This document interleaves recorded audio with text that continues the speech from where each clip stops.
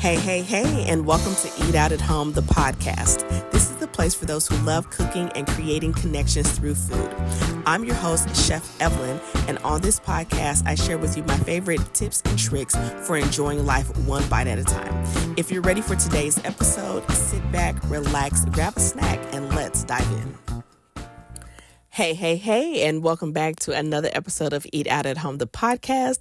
And today I wanted to do a special episode for those of us who are single person households, or maybe you are a small couple of a household. Maybe there's just two people in the household, and some of the unique opportunities that present themselves to us as smaller family units when most recipes come written in servings of 4 or 8, right? And even as far as shopping, and just kind of sharing with you some of the things that I've done to navigate that, and why cooking for one or cooking for a small family is not reason enough not to cook at home. So, I actually saw this on Threads a while ago, and I almost just went on a keyboard crusade about it, but I chose not to, because I kept seeing the notion that, like cooking for one person is actually more expensive than eating out. And I'm like, I've actually crunched the numbers,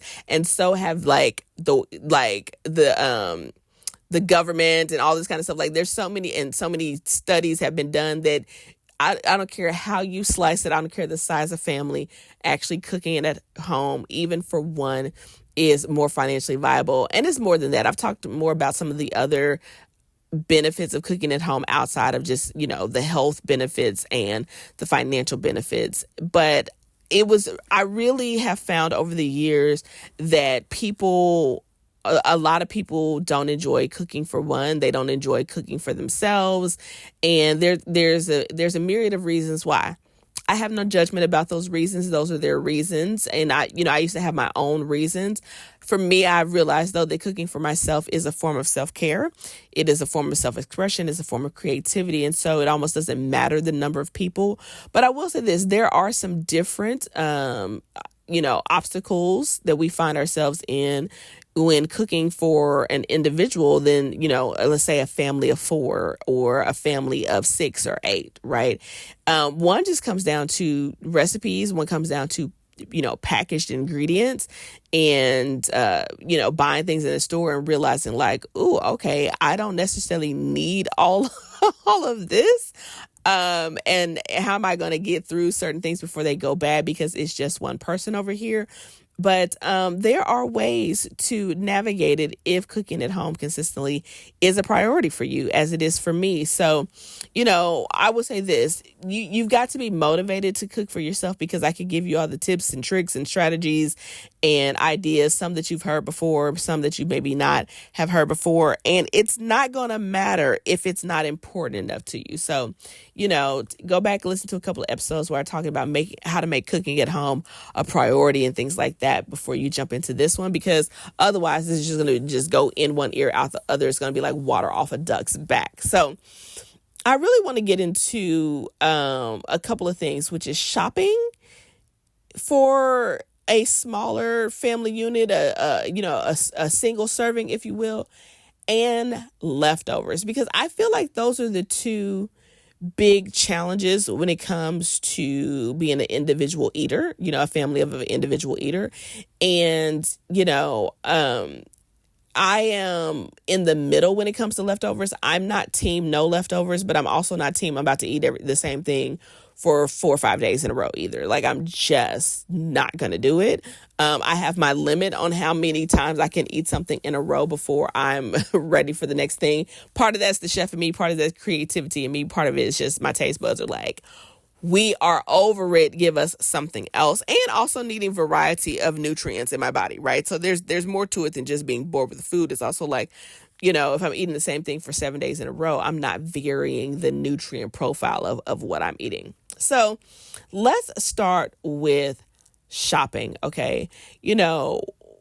There's currently, as I'm recording this, a huge push to, if you're my listener, you probably fall into this category, to shop at Costco. And I just have thought to myself, like, as a individual eater, how would I leverage Costco? And it really comes down to creating your own single servings, right? And so even if you're shopping at a non-bulk storage place, it's really about how do you leverage your pantry, how do you leverage your freezer, how do you leverage your refrigerator to be friendlier to smaller servings, right? So whether it's like you're buying bulk protein or something like that. And let's just walk through the different things. From a pantry standpoint, I have found this fairly simple, to be an individual eater, particularly if I'm talking about things like grains or rices or, flours, whatever. It's like they have a significant shelf life. If I store them well, it doesn't really matter how much. I can make a half a cup of uncooked rice into a cup of cooked rice because I've got a small enough pot to do that. And then not have to have it over and over again. I'm also, for me, okay with cooking about every other day as well, right? So that is something that I'm open to, but that's also because I don't necessarily like to eat the same thing more than like 3 times in a row. If I've had it for dinner and then I have it for lunch and for dinner, baby, I'm done. Okay. I am over it. I'm ready to go. You may be able to go longer. Maybe you have to go less, right? Again, this is an individual experience, but from a pantry standpoint, I really don't find a struggle there. It's when we get into the more perishable foods that's when it's like, I have to be a little bit more strategic. So for example, I'll just use this. One of the things that I enjoy having on hand is like a giant salad. And I am somebody that on occasion, I like lots of toppings on my salad. Sometimes I can just literally do like greens and a vinaigrette. I know that, my mom finds that so strange. She's like, you're literally just eating lettuce. And this woman is healthier than I am, right? And she's like, I need all the things. And I'm like, I could literally do whatever the lettuce is and a really flavorful vinaigrette and be completely satisfied. But when it comes to, let's say something like salads, what's like, if I have my base greens, but then I want like cucumbers and carrots and broccoli and bell pepper or whatever, all the things that I want, to buy those in the produce section and then have to, chop all those things up or whatever, I'm going to be eating that salad for 10 days. Like it's a minimum just to get through the toppings. And so I have done things in the past, like I will buy my toppings from the salad bar and just get it that way.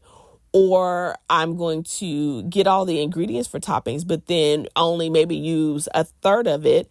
And then I'm going to store some of it for other recipes, or I'm going to freeze it. So like, let me give an example. Let's say you're somebody that likes bell pepper on your salad, but it's like, you like red, yellow, and orange bell pepper on your salad, but 3 bell peppers worth of toppings for your salad is like, I'm going to be here for an entire month.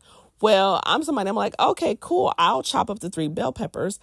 I'll put some in a little glass container for my salad.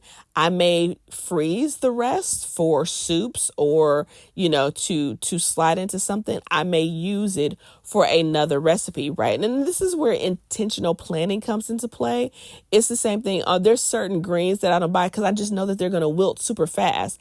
Sometimes I'm not buying avocados in a bag because I know I'm not going to get through 5 avocados in enough time before they change their mind and be like, never mind, we were underripe and now we're overripe. Like, I just know I'm not going to get through it.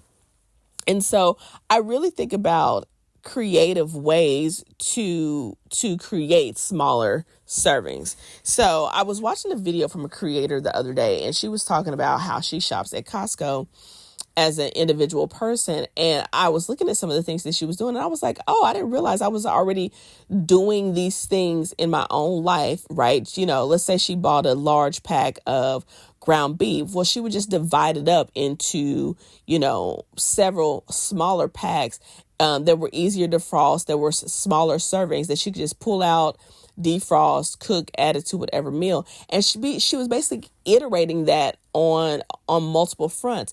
And one of the things that I have realized about when it comes to things for the refrigerator, as far as like even more frequently perishable things or more quickly to perishable things, is I just go to the grocery store a couple of times a week. And listen, I know that is not feasible for everybody. But the thing is, it's such a short trip because I'm not there to buy everything. My freezer is already stocked, and I'm using my freezer as basically a second pantry just for perishable items. So I've got, my proteins in there. I've got my stuff for smoothies in there. I've got my nuts and my seeds in there. I've got, some things that maybe I've cooked before, or some ready-made meals in case of an emergency, or in case, the schedule gets tight. I'm using my freezer as a pantry, because essentially it is. And my pantry is already stocked with, beans and rices and grains and spices and flours and, and oils and vinegars and things like that, so that I don't have to add those things. So now we're just talking fresh produce or dairy, if that's something that you need. And it's like, well, then I can just run in and run out in 5 minutes, 10 minutes, because it's not that big of a deal. And I also may leverage the salad bar. Okay. I also may leverage things that are already pre-chopped and pre-cut to be beneficial to me if it's within my, my budget for what I want to spend, right? Because sometimes it's like, okay, I know that you seeded the pomegranate for me, but that, first of all, that's only like half a pomegranate, and you're charging me like the cost of 10 pomegranates, and I'm just not going to do it. Okay. Right. So you have to take those things into consideration. But yeah, when it comes to, cooking for one, it's really about having your freezer stocked, and breaking things down into individual serving sizes, or something that's only going to be enough for like 2 meals. It's about having your pantry stocked. It's about getting down to, if I do have to go to the grocery store more frequently so I don't waste, right? How can I get in and get out? But it's also about having the equipment, right? So I have a regular size Dutch oven, and then I have like a much smaller one, right? For when I just want to make like 2 servings of something. I have a smaller saute pan. I have a smaller sauce pot, right? I have those things. And this allows me to cook at home, to not have 8 days worth of leftovers, to not waste food, to have variety, and it meets all of my goals. So I basically have to have the right tools for the right job. But really, the lens that you want to look at it is, you can have whatever you want. All you want to consider is, I may need to rearrange this, move this around, repackage this so that it is in a smaller serving. And like I said at the beginning, it's also saying to yourself, it's worth it to me, even if it's just me, or even if it's just me and one other person, it's worth it for me to cook at home consistently. That, having a delicious home cooked meal is important to you, and that it's okay that it's just you, right? As a matter of fact, you don't have to share. Okay. If it depending on how delicious it is, you do not have to share. So I just kind of want to send some encouragement out there to those of us who are individual eaters, as I like to call us, and that cooking at home still works for us, and there are ways to get around it, right? Like if I don't need all that onion, if I don't need all those potatoes or whatever, yes, may I be investing a little bit more to get a smaller serving? Yes, but I'm not wasteful. Okay. And I'm okay with that. So let me know in the comments below, what are some things that you have done or that you currently do if you have been an individual eater for some period of time, or if there was a season of your life where you were an individual eater.